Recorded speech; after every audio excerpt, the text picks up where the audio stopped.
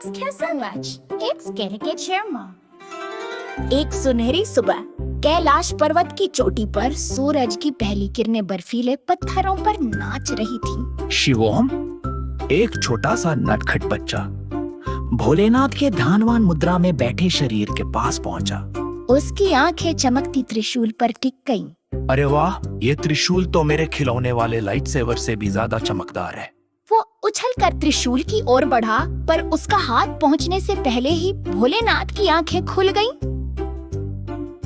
संभलकर शिवोम, ये त्रिशूल खिलौना नहीं, समुद्र मंथन का साक्षी है। उन्होंने मुस्कुराते हुए कहा, पर शिवोम ने जिद पकड़ ली। भोलेनाथ ने त्रिशूल को हल्का कर दिया। शिवो हमने उसे घुमाया और जैसे ही त्रिशूल ने हवा को छुआ, जमीन पर सुनहरी रेखाएं बन गई। एक चमकता हुआ इंद्रधनुष। देखो भोलेनाथ, मैंने आकाश को जमीन पर उतार दिया। शिवो हमने गर्व से कहा। भोलेनाथ ने उसके सिर पर हाथ फेरा। तुम्हारी कल्पना तो समुद्र से भी गहरी है बेटा। तभी शिवो हम की नजर भोलेनाथ की जटाओं पर पड़ी, जो हवा में लहरा रही थी। ये तो असली जंगल की लताएं हैं। चलो इन पर चढ़कर बादलों को छूने का मजा ले। वो जटाओं से लिपट गया और झूलने लगा। भोलेनाथ ने अपनी जटाओं को हिलाया तो शिवो हम हवा में उछलता हुआ हंसने लगा। लगता है मैं पक्षी बन गया हूँ, उसने चिल्लाते हुए कहा। तभी शिवो हम की नजर शिव के माथे पर सजे चांद पर टिकी। ये गोल गोल चीज क्या है? लगता है कोई जादुई फुटबॉल। उसने चांद को छूने की कोशिश की। भोलेनाथ ने उसे गोद में बैठाते हुए कहा, ये चंद्रमा है शिवो। ये अमृत का प्रतीक है, पर आज तुम्हारा खिलौना बनेगा।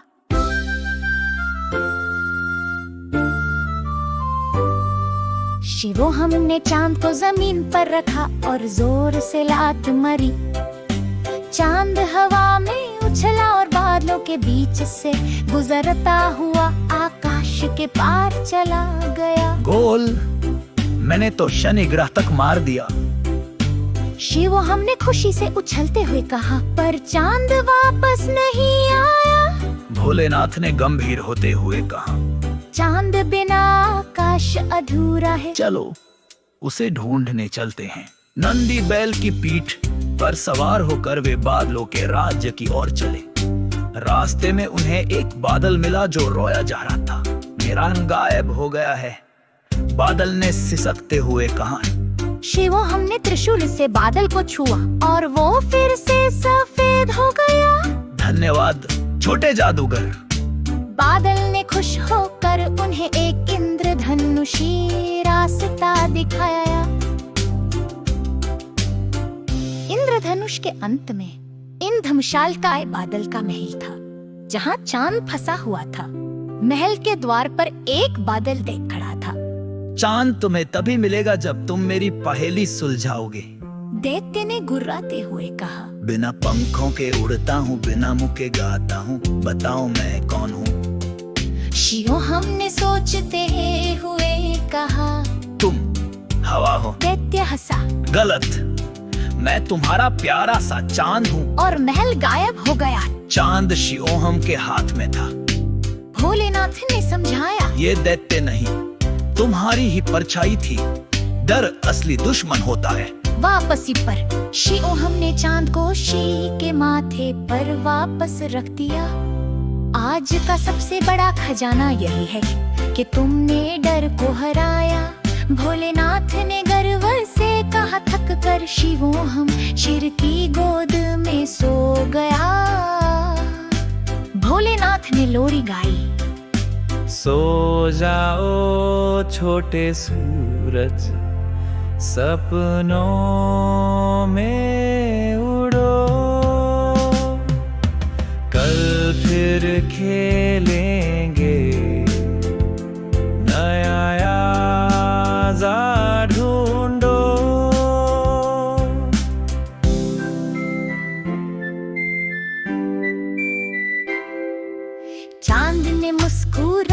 अपनी चांदनी से शीओहम को ढक लिया और कैलाश पर्वत पर फिर शांति छा गई। बादलों के राज्य का रहस्य। शीओहम और भोलेनाथ नंदी की पीठ पर सवार होकर बाजों के ओर बढ़े। रास्ते में उन्हें एक विशालकाय इंद्रधनुषी झरना दिखाई दिया, जिससे नीले हरे और सुनहरे पानी की धाराएं बह रही थी। शिवोहम ने उठकर पूछा, ए झरना में क्या है? क्या यह है कोई जरदोहा तहका? भोलेनाथ ने मुस्कुराते हुए कहा, ए झरना महादेव के आए सोया जो खुशी न नाते। कदे एक छोटा सा ताता जिसका नाम मेघो था, और बीसाम भी आया। मेघो रोला जा रहा था। मेरे दही बात ही गायब हो गई। वह हमेशा औताना काटे के, क्या आप वसुई ढूंढने में मेरी मदद करेंगे? शिवोहम दत्तनंते हने तुनी की चलो भोलेनाथ हमें पादर जी को ढूंढना है।